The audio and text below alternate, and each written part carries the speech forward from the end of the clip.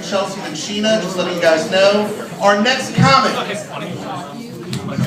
coming up to the stage. I don't believe I've seen him before, but let's give it up for Peter Kesey. Peter Kesey. Come on, clap for Peter Kesey, ladies and gentlemen.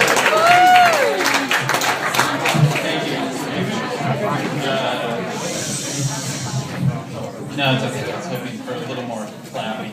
This joke isn't going to work. So yeah, let's do one more time. Thank you. No.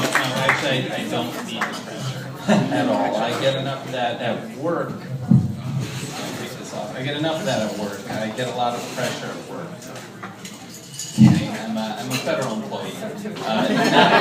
Not a job where one associates pressure with which is why I was really shocked when I started my federal employment to find out that federal employees are kind of go-getters. And I didn't really get this. They end up working like 60, 70 hours a week, volunteering for more work in meetings. Sometimes they work weekends. Yeah. And I didn't really get it until recently.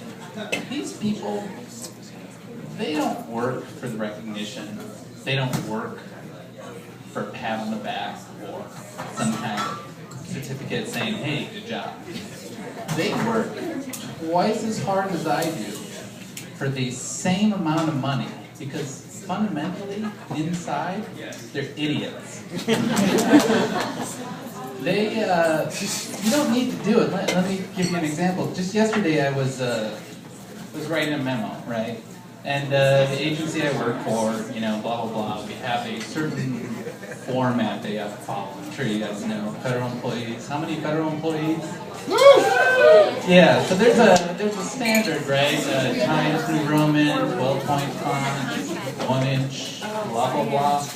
And so I was writing this memo, and I knew nobody was going to read this. So what I did is I used PowerPoint. Because when you're writing a memo, the first thing you want to do is minimize the amount of words that you want to write.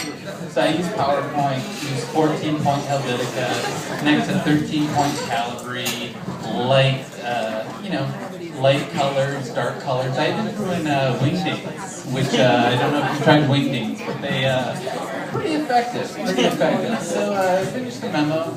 Ended up looking less like a memo and more like a ransom letter, which I guess is okay. I needed to send it off anyway, so I, it was due 2 weeks ago and deadline. So I sent it off, and the next day, boss calls me. She's pissed. She says, Pete, Wingdings? I was like, yeah. And let me give you a little piece of advice.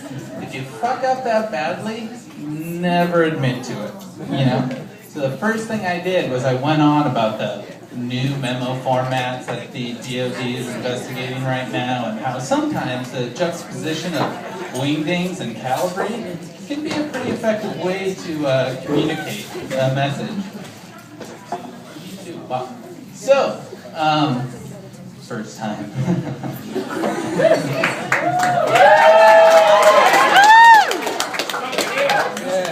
So, bottom line, she was exasperated. She was pissed. But she ended our conversation with, at least no one died.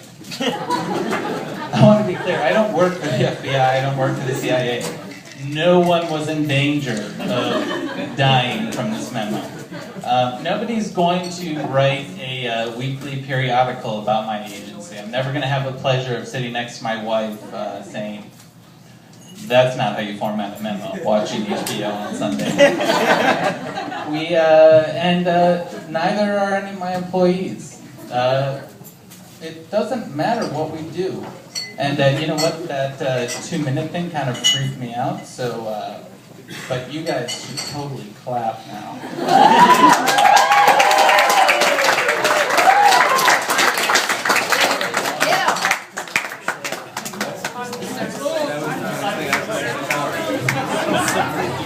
All right, give it one more time for Peter Kingsley.